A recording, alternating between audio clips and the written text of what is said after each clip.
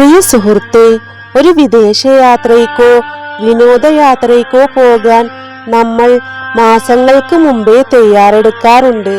ബാഗിൽ സാധനങ്ങൾ ഓരോന്നും എടുത്തു വെക്കുമ്പോൾ ഒന്നും മറന്നു പോയിട്ടില്ലെന്ന് നമ്മൾ ഉറപ്പുവരുത്തും.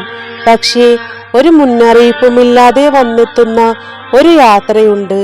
ശരീരമെന്ന വസ്ത്രം അഴിച്ച് ആത്മാവ് അതിൻ്റെ യഥാർത്ഥ ഉടമയിലേക്ക് മടങ്ങുന്ന ഒരു യാത്ര.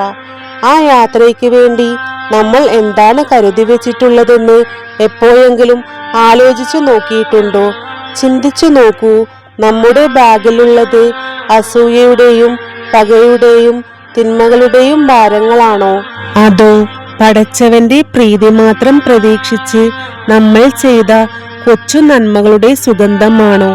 സ്നേഹിത, മരണദൂതൻ വന്നു വാതിലിൽ മുട്ടുമ്പോൾ ഒന്ന് നിൽക്കൂ, എനിക്ക് കുറച്ച് നന്മകൾ കൂടി ചെയ്യാനുണ്ട് എന്ന് പറയാൻ നമുക്ക് കഴിയില്ല.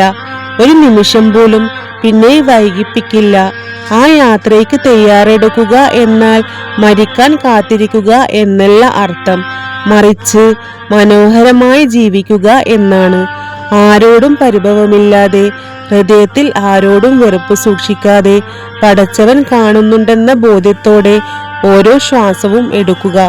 അപ്പോൾ മരണം ഒരു പേടി സ്വപ്നമാവില്ല, മറിച്ച് പ്രിയപ്പെട്ടവനിലേക്കുള്ള സുന്ദരമായ മടക്കയാത്രയായി മാറും. നമുക്ക് നമ്മോട് തന്നെ ചോദിക്കാം, ഇന്നാണ് ആ വിളിയെങ്കിൽ ഞാൻ തയ്യാറാണോ? ഇല്ല എന്നാണെങ്കിൽ ആ തയ്യാറെടുപ്പ് നമുക്കിന്നേ തുടങ്ങാം. അള്ളാഹു നമ്മെ എല്ലാവരെയും നല്ല നിലയിൽ മരിക്കുന്നവരുടെ കൂട്ടത്തിൽ ഉൾപ്പെടുത്തട്ടെ. ആമീൻ യാ റബ്ബൽ ആലമീൻ.